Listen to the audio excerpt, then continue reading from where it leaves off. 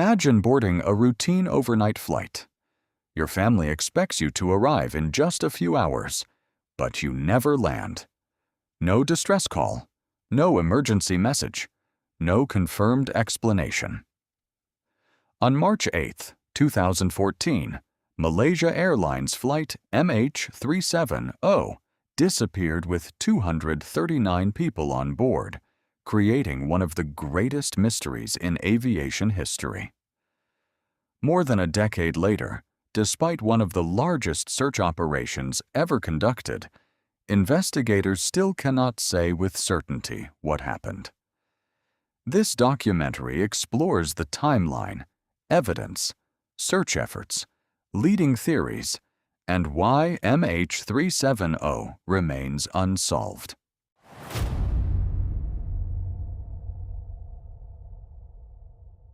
Flight MH370 was a scheduled international passenger flight operated by Malaysia Airlines.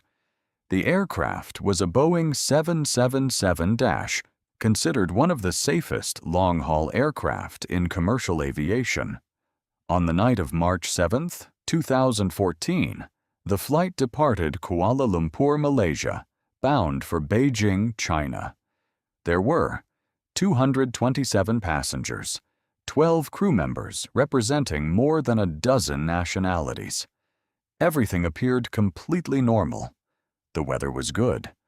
The aircraft had enough fuel. Its experienced captain, Zaharia Ahmad Shah, had logged thousands of flight hours. The first 40 minutes of the journey showed no signs of trouble.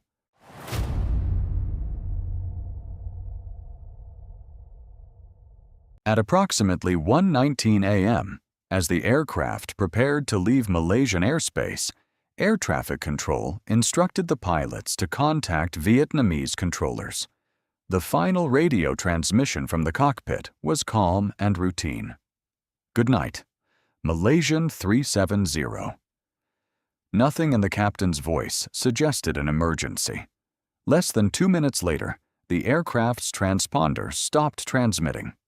On civilian radar, MH370 simply disappeared.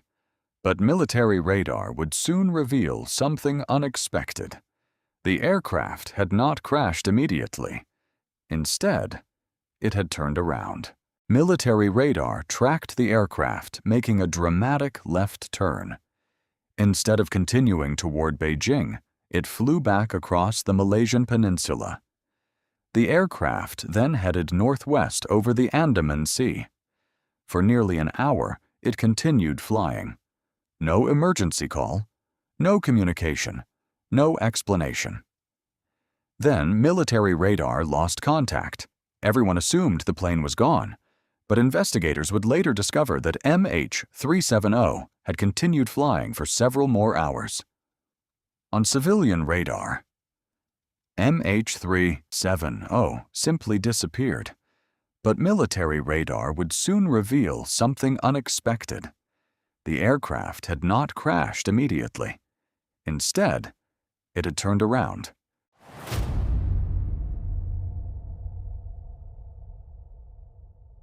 Although the aircraft vanished from radar, it continued exchanging automatic signals with an Inmarsat communications satellite. These were not voice communications. They were simple electronic handshakes. One signal arrived every hour.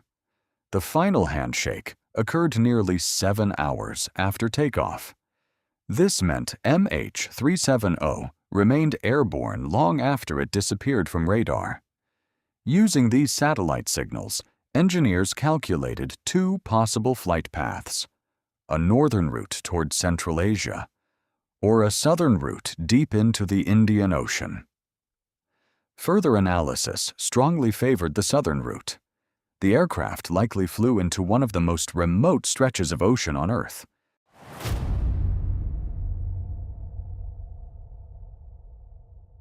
An international search effort quickly began. Dozens of countries participated: aircraft, ships, submarines, deep-sea sonar vehicles, satellite imagery. Thousands of square kilometers were searched. Initially, teams searched the South China Sea. But once satellite evidence became available, operations shifted thousands of kilometers into the southern Indian Ocean. The search became one of the largest and most expensive in aviation history. Despite years of effort, no main wreckage was found, no flight recorders, no cockpit voice recorder, only silence.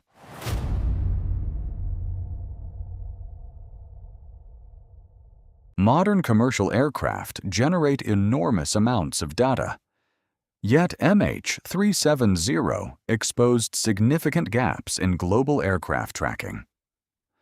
Following the disappearance, the aviation industry introduced new measures to improve aircraft position reporting and tracking over remote oceans. Even today, the aircraft's flight recorders have never been recovered. Without them, many of the final moments remain unknown.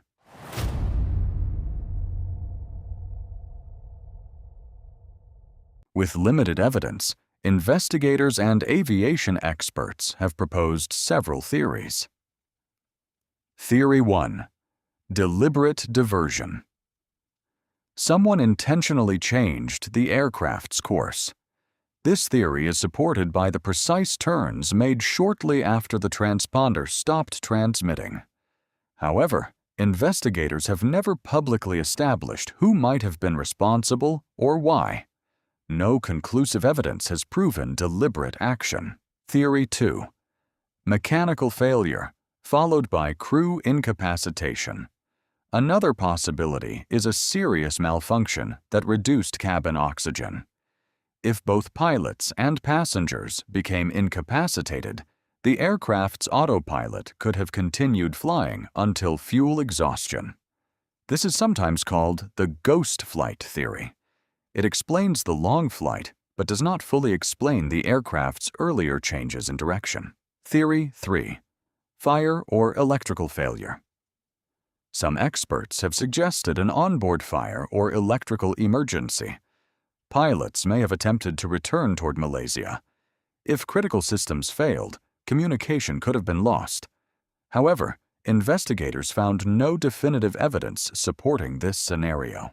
Theory 4. Hijacking. Investigators also examined the possibility of a hijacking.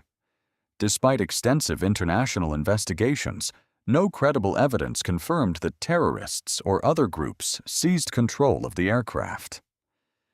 Ultimately, no single theory has been proven.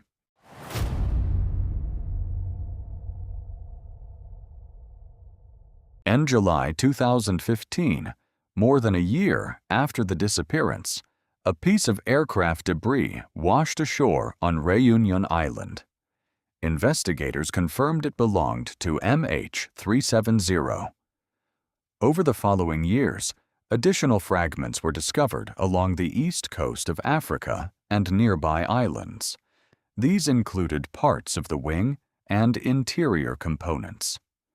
Ocean current modeling showed these locations were consistent with a crash in the southern Indian Ocean. The debris confirmed one heartbreaking reality. MH370 had almost certainly ended in the ocean, but it still did not reveal why.